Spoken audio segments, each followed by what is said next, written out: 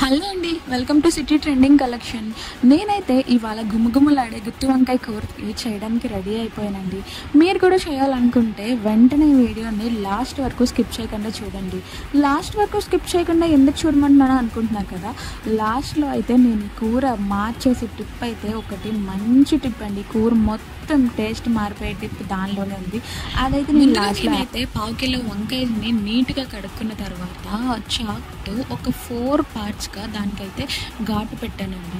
దాని తర్వాత మనం మసాలా కోసం 2 ఆనియన్స్, 3 టమాటాస్, 1 గ్రీన్ మిర్చి, 3 వెల్లుల్లి రెబ్బల్ని తీసుకున్నానండి. అండ్ లాస్ట్లో అయితే ఆ టిప్ కూడా నేను మీకోసం చెప్తాను.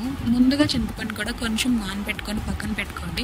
ఇప్పుడు కట్ చేసిన ఆనియన్స్ అండ్ టమాటాస్ని కొంచెం డీప్ ఫ్రై, బ్రౌన్ షేడ్ వచ్చినంత వరకు ఫ్రై చేసుకుందామండి. ఫ్రై చేసుకున్న తర్వాత దాన్ని అయితే ఫైన్ పేస్ట్గా గ్రైండ్ చేసుకొని అది పక్కన పెట్టి దానిలో అయితే 2 టేబుల్ స్పూన్స్ దాకా మిర్చి పౌడర్ అయితే నేను యాడ్ చేసుకున్నానండి. అదేనండి కారం. ఇంకా వేరే ఇంగ్రీడియంట్స్ ఏమీ అవసరం లేదండి. ఇంతకన్నా టేస్ట్ అయితే ఏం యాడ్ చేసినా కూడా రాదు. సో ఇలా ఒక్కసారి మీరు ట్రై చేసి చూడండి. ఓకే, ఇప్పుడు మనం గ్రైండ్ చేసి పెట్టుకున్న ఆ పేస్ట్ని అయితే మనం కట్ చేసి పెట్టుకున్న వంకాయలు అన్నిటిలో కూడా స్టఫ్ చేసేద్దామండి. స్టఫ్ చేసిన తర్వాత ఆ పాన్లో అయితే మళ్ళీ ఆయిల్ పెట్టి ఫ్రైకి ఆయిల్ పెట్టుకొని, దీనికి కొంచెం ఆయిల్ ఎక్కువ వేసుకుంటేనే టేస్ట్ మారుతుందండి. సో ఆయిల్ వేసుకున్న తర్వాత ఆ వంకాయలు అన్నిటినీ కూడా ఆయిల్లోని కొంచెం సేపు ఒక 10 మినిట్స్ దాకా ఫ్రై చేసుకుందామండి. ఫ్రై చేసుకున్న తర్వాత ఒక మీడియం గ్లాస్తో వాటర్ తీసుకొని ఆ వాటర్ అంతా కూడా, అంటే మన గ్రేవీ ఎంత కావాలో దాన్ని బట్టి వాటర్ తీసుకోవచ్చు. నేనైతే 1.5 గ్లాస్ వరకు వాటర్ తీసుకున్నాను. అండ్ మీకు ఇంకా గ్రేవీ కావాలనుకుంటే మీరు ఇంకా యాడ్ చేసుకోవచ్చు. సో అది బాయిల్ అయినంత వరకు మనం కొంచెం పక్కనే ఉండి, నాకైతే టీ ఇష్టం కాబట్టి ఇన్ మిడిల్లో నేను టీ అయితే సిప్ చేయడం జరిగింది. మీకు ఏది ఇష్టమో చేయండి. సో చూస్తున్నారు కదా, అప్పుడే గుమగుమలాడుతున్న స్మెల్ అయితే మా అపార్ట్మెంట్ మొత్తానికి వచ్చేసిందండి. ఎంత బాగుందంటే ఆ స్మెల్ చూసే నాకైతే చాలా ఆకలి వేసిందండి. అండ్ లాస్ట్లో ఇంగ్రీడియంట్ ఏంటో చెప్తాను కదా, సీక్రెట్ టిప్ అదేనండి. మనం నానబెట్టుకున్న చింతపండు రసం.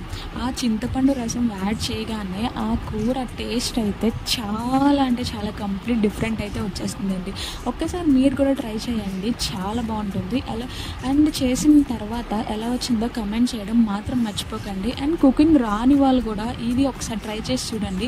మీ ఫ్యామిలీ మొత్తం షాక్ అవ్వకపోతే నన్ను అడగండి. ఆ టేస్ట్కి మిమ్మల్ని మళ్ళా చేయమంటారు. ఇది మాత్రం షూర్ అండి. ఇదైతే నేను మా నాన్నమ్మ దగ్గర నేర్చుకున్నాను. నాన్నమ్మ కాలం వాళ్ళు తెలుసు కదండి మీకు, ఎక్కువ ఇంగ్రీడియంట్స్ వాడరు అండ్ మసాలాస్ కూడా ఎక్కువ ఏమి వాడరు. సో నాకైతే చాలా బాగా నచ్చిందండి.